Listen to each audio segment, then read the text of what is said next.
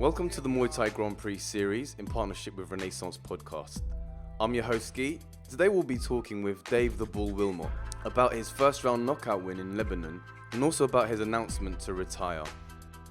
So go to muaythaigp.com. It's our new little website. We try our best to put up as many fights as possible, find more news and information about upcoming events where you can get tickets, and just generally show your support. First of all, welcome, Dave. Cheers. Little cheers to begin the podcast. Cheers. So I'm with Dave the Bull Wilmott. And firstly, just congratulations on your recent victory out in Lebanon. Cheers. You fought Mohamad Ghorabi. Yeah. One of the top fighters out there. Yeah. And I guess what was really special about this, not only was it a first round knockout, but it was a retirement fight, Yeah. which we learned to understand at the end. Yeah. So perhaps, can you tell us how special was it for you, just given the circumstance of the whole show and the fashion in which you won the fight? It was kind of special because I'd come away from a job I was previously doing back home in Stroud. My missus is pregnant, as some people are aware. Congratulations again. Yeah, cheers. So coming to London and to start work and have a new venture, and Phil offered me the fight in Lebanon, and I took the fight because I needed something fresh. I needed to feel like a winner again. So for me, it was more of a feat internally than it was anything that was on the surface level. But people were saying to me, I'm on the same card as Sancho, and at first I thought they were just a joke, just winding me up. Yeah. I'm like, oh, Bull's fighting again, let's wind him up. But it was actually true. So yeah, it was a very good experience, man. I was a bit overwhelmed that Pacorn and Sancho was on the same show, and I was the main card above Pacorn. So I was like, I don't know how that happened. It's a great honor. Yeah. You know, I just still think there's so many people better out there than myself. Mm-hmm. So for me to be on that show was like, wow, like a proper wow. You know? So yeah. And you're, I guess, a retirement, but not retirement from the Muay Thai industry. You're going to be continuing with the coaching and the training. But why did you decide at this moment that you're no longer going to fight at the competitive level? Well, obviously I've got a bit of a story to my name, which is a long time ago, obviously. But I just felt like, the more I train with Phil and the guys at Team Chu, I always get I'm always learning new things. So when I get good at learning new things, then obviously I want to try it out, and the way to try it out is obviously in the ring. Yeah. And the more I'm involved in the sport, the more I learn, the more experience I want. Because I had a long break when I was coming up again for the second time. I had a long break. So in my head and heart, I'm still like 21, but the reality is I'm actually 39. So I've had a good career since I was 31. Up until 39, which I am now, so I've had a really good career. But as much as I might feel young at heart and young in my mentality, I mean, my missus is always calling me Peter Pan, and there is some kind of truth to that. Yeah. But this time around fight camp, I found, like Phil said, my attitude was really good, and I was a lot more positive and upbeat. But what Phil didn't know is I go home and, the person I live with, Mark, and I'm on the phone to the missus, oh my God, I can't believe I hurt my ribs, my foot, my back, my neck. Do you know what I mean? And, you could tell how much pain I was in by looking in my bin, because there'd be like ibuprofen packets, paracetamol packets. And do you know what? This was a retirement fight for me because not only it takes a lot of time and effort, also my body said to me this time, listen, mate, you know what? I'm done. I'll ride you out this one, but that's all you're getting from me now. Yeah. When you've done this and done what you need to do, you need to look after me, like my body. And that's kind of what I'm doing at the moment. So, yeah. So Philip Chu, head coach of Team Chu. But you've also taken quite, I guess, a coach role at Team Chu, because you set up Team Tieu Cheltenham, right? Yeah. We had Team Tieu Cheltenham, and the guys from London, they come up to support that, and it was a great gym. Steve Dawes was amazing with me, and he kind of give me the gym to run it as how I please, sort of thing, and. I'm not going to knock anybody for chasing their own dreams, but when someone else's dream got involved with mine, it become a little bit toxic. And one of my students has actually said to me, Dave, one of my students, Ken Rugglesford, he was fighting on the Grand Prix a couple of weeks prior, and he kind of pulled me to one side at training one day, and he said, look, do you know what, Dave? I've got a massive fight in 2 weeks. I feel unconfident. I don't like the vibe here. I'm unhappy, and I don't know if I'm going to win. You know, and when it comes to my students, you know, they are the bread and butter, and that what keeps you going as a coach. Yeah. So sometimes, you know, as much as I don't like what they tell me, you know, as a coach, it's good to bark out orders, but sometimes you have to listen and appreciate what they're saying. No matter how hard it can be, you have to kind of like humble it up a little bit and sort of say, okay, I hear you. Yeah. So 2 days later, I spoke to a few people, and there was another opportunity to open up a gym in Gloucester. So it was an absolute mess. So what I did was I got the whole firm out, the whole of the Team Tieu Cheltenham guys, to empty this. It was above a MOT station, so it was oily, it was greasy, it was a right mess. So one Friday, we all went up there, about 15 of us, and just emptied it out, tidied it up. I had a couple of bags in the bank, couple of grand in the bank, and I kind of spent all my money on building that gym, like getting the mats, getting pads, and just sort of like making sure the crew had a nice home to live and a nice home to train. And I did say to the guys, look, you know, I'm not in this for the money, I'm in it for you guys. We've got a home. Some of them had keys, they could come and go as they please, and yeah, it was all good. And it was good because Kane actually won that fight at the Grand Prix on the back of, I don't know if it's on the back of that decision, but I do firmly believe it helped, you know, get his confidence back. All right. You know, so yeah. Kind of halfway through round one now. How does it feel to like watch back and to... Yeah, do you know what? When I watch it back, how it felt and what I actually see are two different things, if I'm honest. But like I say, you know, Phil was good with me backstage. You know, obviously people don't know what goes on backstage, but you know, Phil was very calm with me. He's very gentle with me, and he made me breathe. We did breathing exercises and stuff like that. Yeah. He told me to relax, and he wouldn't kind of let me get panicked because he kept holding pads for me when he could see I was a little bit panicked. Because for me, like as much as you know, you're a fighter and everyone thinks you're tough. You know, when you're on a show like this and it's really overwhelming, don't forget this guy is their country's favorite sports person. Yeah.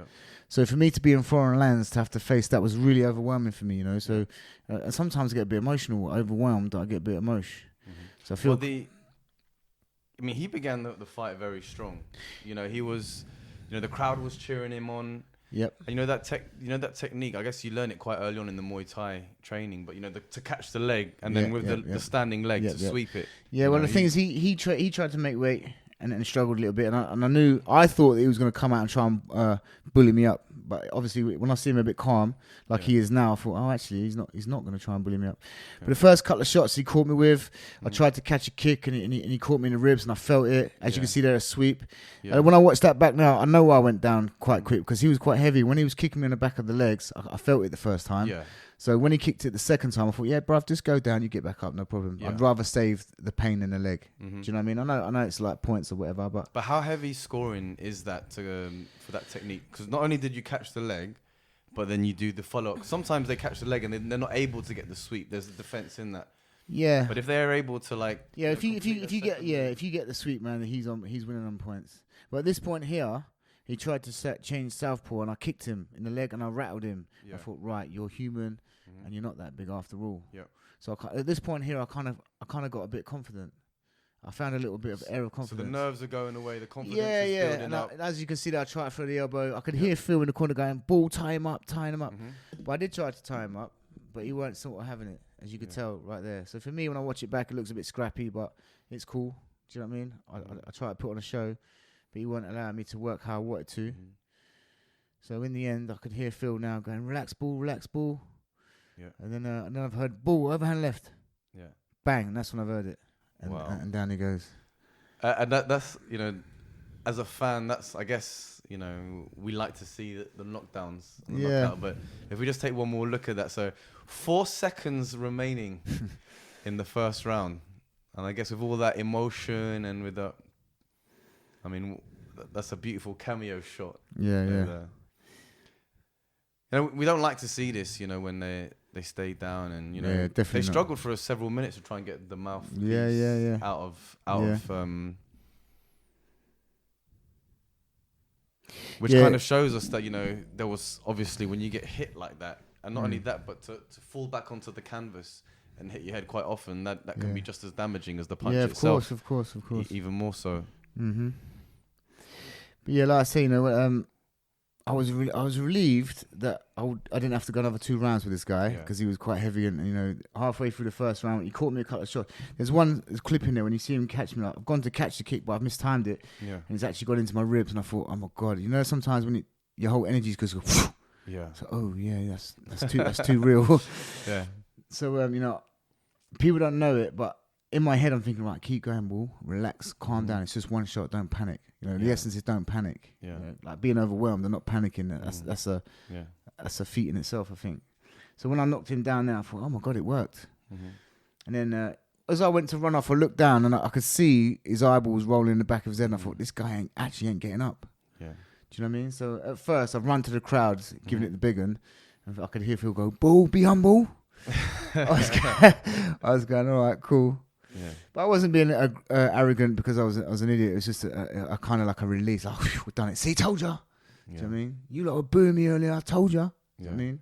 Well, the good thing I like about this the most is like when I see the Team Tieu fighters, like Matty Tieu and your Dave Tieu and your Carls, they're all fresh to death, man. They've got so much style. They're slick. Yeah. Their talent is just is beyond measure, really. Is how I see it. I don't know how the rest of the viewers will see it, but that's my perception of the guys. But my nickname's the Bull. Yeah. Do you know what I mean? And I'm not the butterfly. Let's fly in, let's fly out. I'm getting there and let's hurt someone. Yeah. Not because I want to hurt someone. But that's your style. Yeah, that's my style. Yeah. And that's why I've got the nickname the Bull. That is what you expect when you see the Bull. If I catch you, you're dead. Yeah. Not literally, but do you know what I mean? Yeah. And I'm not. I don't fight on scoring.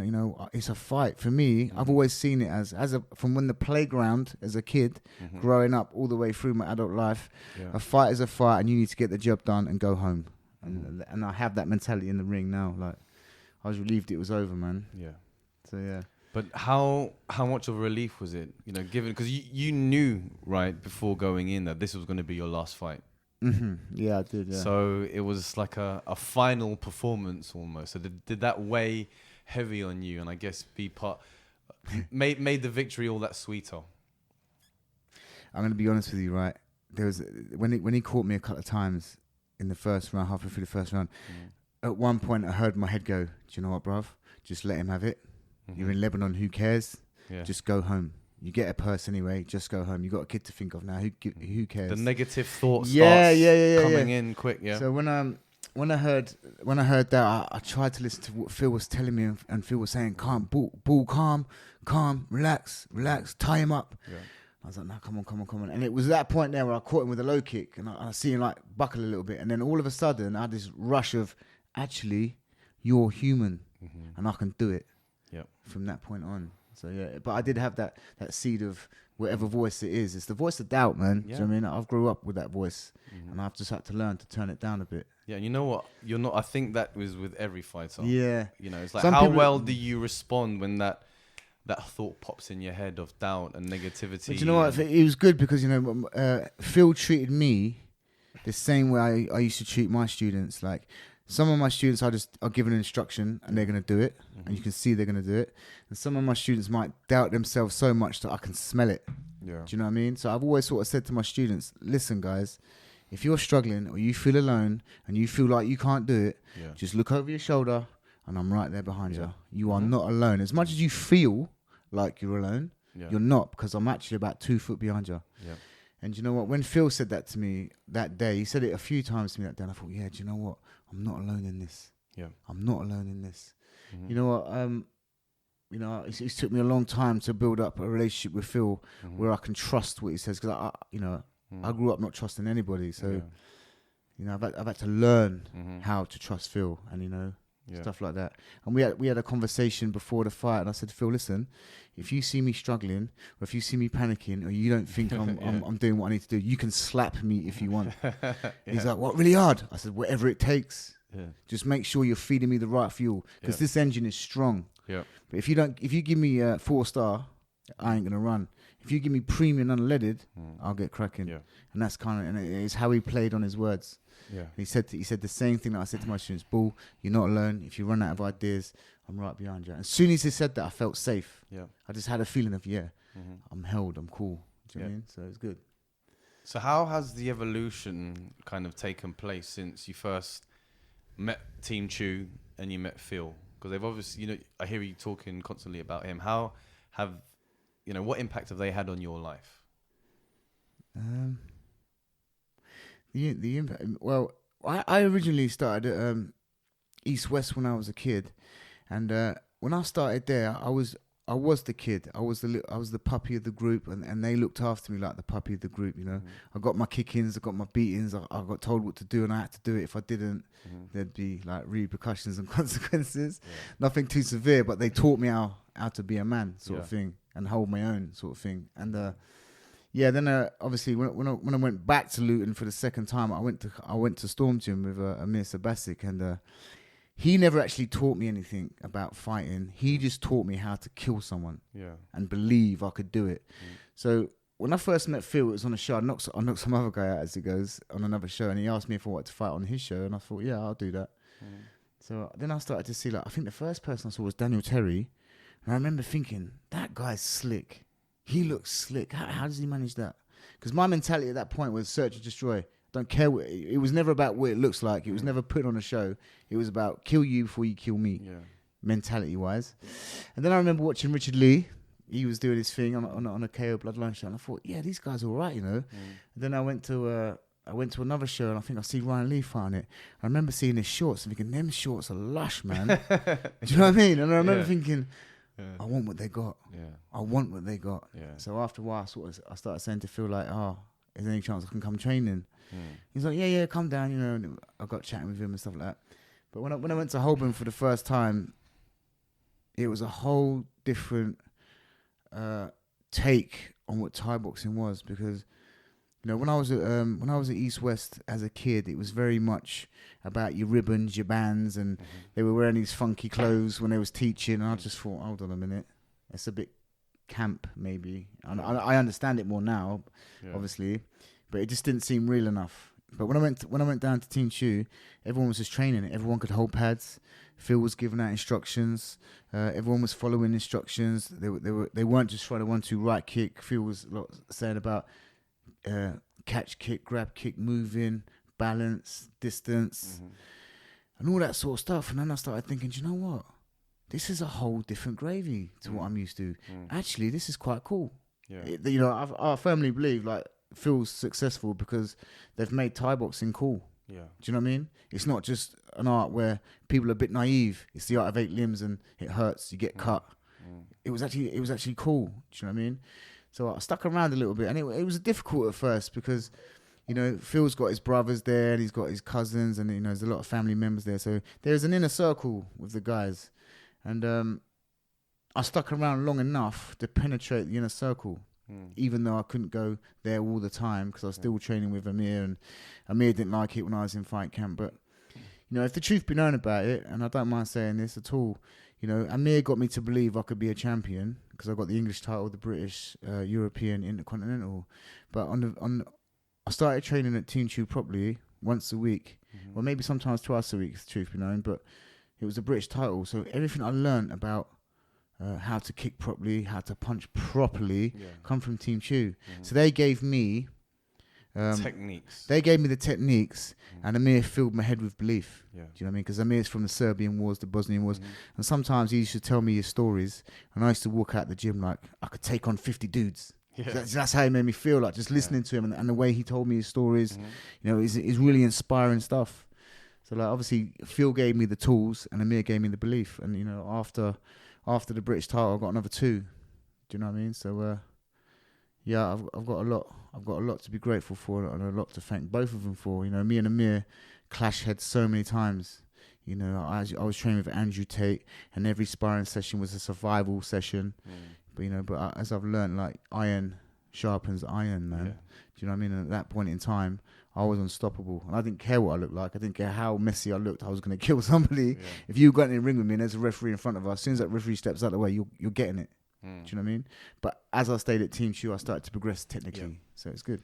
And that evolution in the way that you approach the sport, I think, because there's an infamous video on YouTube now where what's it called? Inside.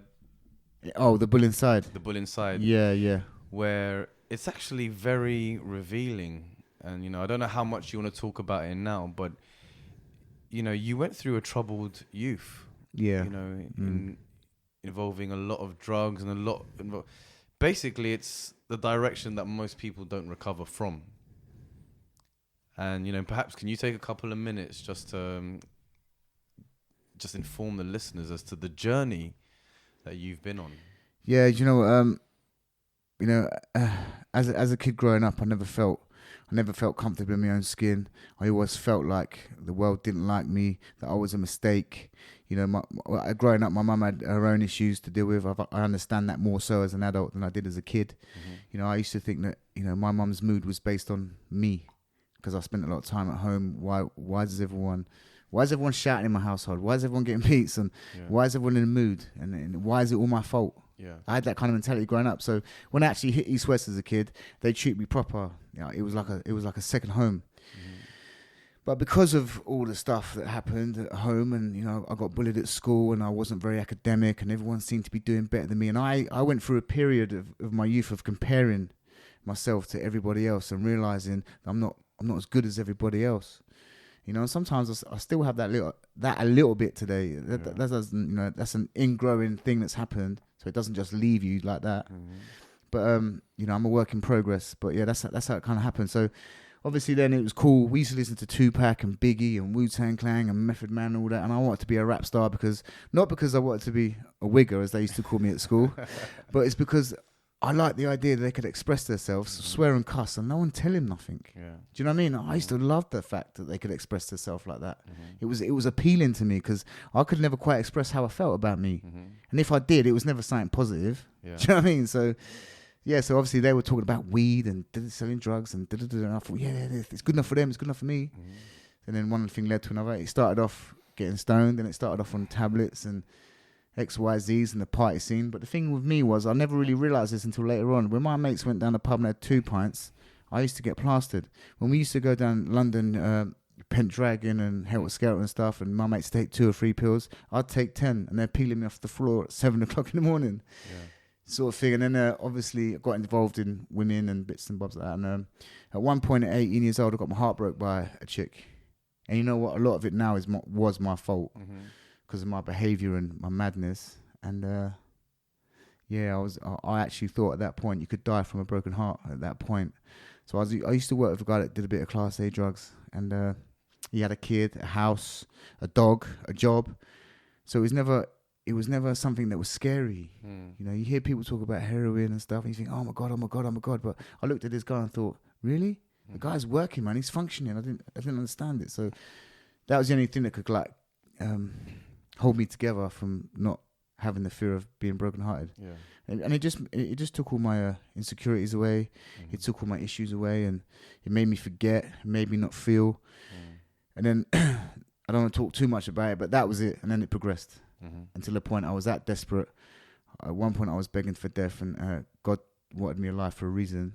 Yeah. But luckily God gave me the gift of desperation. And when I become that desperate, only then could I ask for help. And then obviously, you know, Thai boxing for me is a very special thing because it helps me clear my mind. It helps me look at things from different perspectives when I've had a good training. And, you know, a lot of people say, you know, what is it with Team Tieu and the boys? Like, you've just asked me yourself, what is it about them lot? And what keeps me healthy and upbeat is being inspired. Do you know what I mean? And when I see Matt Tieu hitting pads, and I see Colton messing around at the gym, and it's just madness, man. It just lifts me up. It's like, wow, I want to be like that.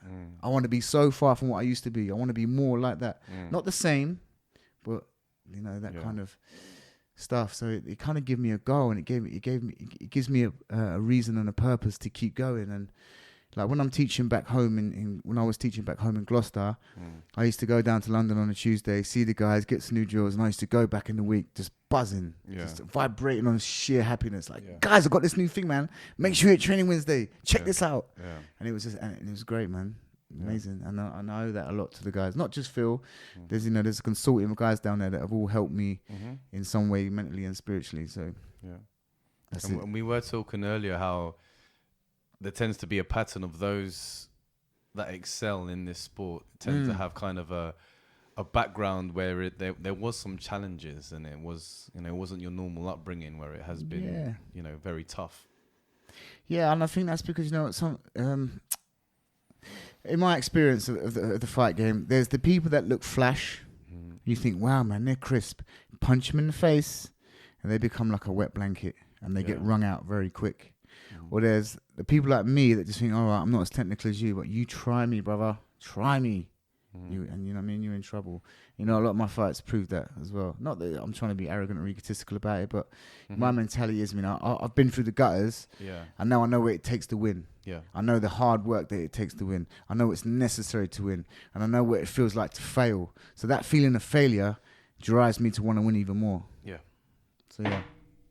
All right. Well, I spoke to Phil earlier today, and you know, he told me, he said, when we were speaking about you specifically, and he said, out of all the years that he's ever been coaching and teaching, he said, you know, you winning your last fight was one of his proudest moments. I said that. Oh yeah, he did say that.